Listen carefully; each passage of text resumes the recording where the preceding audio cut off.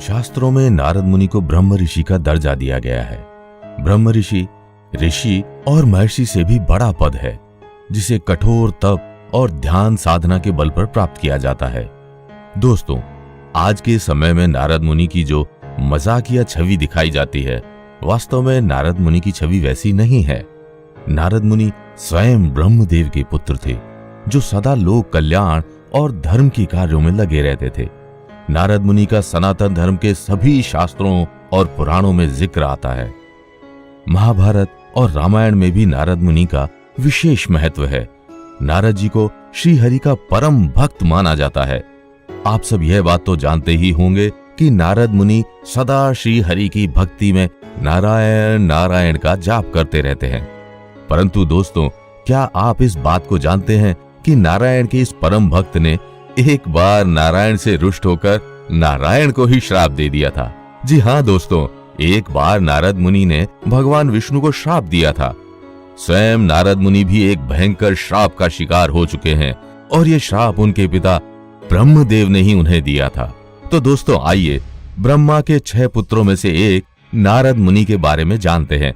क्यों इन्होंने अपने ही आराध्य देव श्री नारायण को श्राप दिया था। दोस्तों, ब्रह्म ऋषि नारद ने वाल्मीकि और वेदव्यास को रामायण और महाभारत की रचना का सुझाव दिया था। वाल्मीकि, व्यास और सुखदेव नारद मुनि के ही शिष्य थे। यही नहीं दोस्तों, नारद मुनि ने स्वयं भक्ति सूत्र की रचना की थी। सभी देवी देवता से लेकर राक्षस और असुर भी नारद मुनि का आदर किया करते थे। तो फिर ऐसा क्या हुआ कि इतने बड़े ब्रह्म ऋषि को गले में वीणा लटकाकर और दोनों हाथों में वाद्य यंत्र लेकर गाते हुए घूमना पड़ा। दोस्तों, आरंभ में जब ब्रह्मदेव ने सृष्टि की रचना की थी, तब उन्होंने अपने पुत्र नारद को विवाह कर घर बसाने को कहा। ब्रह्मदेव ने नारद जी को सृष्टि के संचालन में अपना सहयोग करने को कहा। परंतु दोस्तों, श्री हरि की भक्ति में लीन नारद जी ने इस कार्य को व्यर्थ मानते हुए ब्रह्मदेव को मना कर दिया। नारद जी ने ब्रह्मदेव को भी सृष्टि के इस विनाशकारी कार्य को करने से मना किया।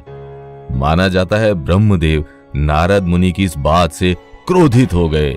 ब्रह्मदेव ने नारद मुनि को सदा अविवाहित रहते हुए और वाद्य यंत्रों के साथ गाते बजाते हुए घूमने का श्राप दे दिया। देवर्षि नारद को राजा दक्ष का भी श्राप लगा था।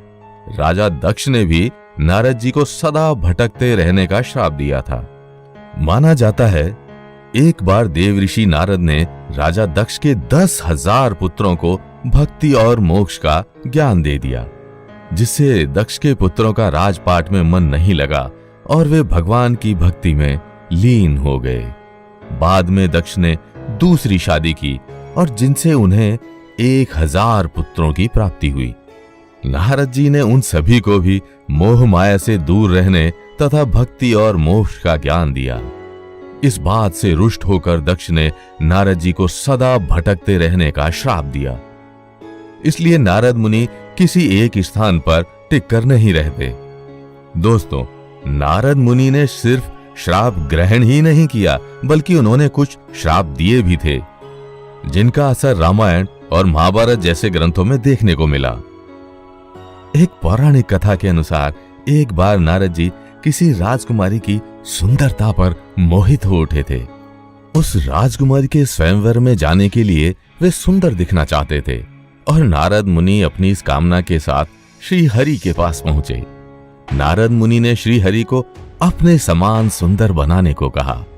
क्योंकि हरि का दूसरा अर्थ वानर भी होता है, इसलिए श्री हरि ने नारद मुनि का रूप वानर के समान बना दिया।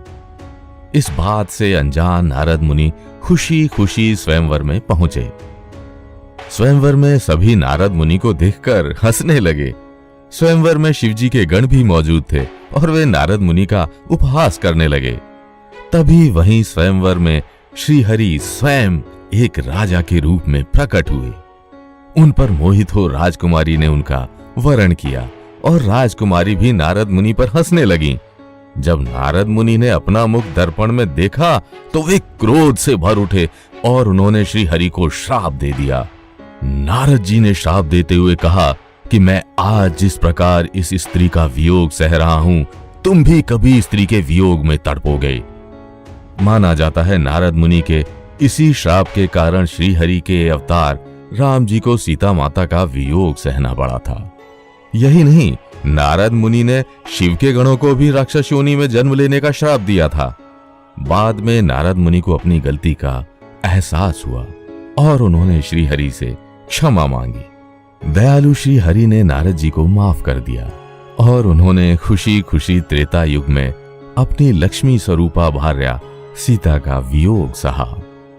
दोस्तों, नारद मुनि भगवान विष्णु के सबसे बड़े भक्त माने जाते हैं और इन्होंने ही प्रहलाद, ध्रुव और अम्बरीश आदि विष्णु भक्तों को हरि भक्ति का मार्ग सुझाया था। पुराणों के अनुसार नारद मुनि ने ही महादेव द्वारा जालंधर का संहार करवाया था तथा नारद मुनि ने ही कंस को आकाशवाणी का सही अर्थ समझाया था। दोस्तों, कुछ शास्त्रों के अनुसार नारद मुनि का जन्म सृष्टि के रचयिता ब्रह्मा जी की गोद से हुआ था, तो वहीं ब्रह्म वैवर्त पुराण के अनुसार नारद जी ब्रह्मा जी के कंठ से उत्पन्न हुए थे। दोस्तों, कुछ शास्त्रों के अनुसार नारद मुनि श्राप के कारण स्त्री रूप भी धारण कर चुके हैं।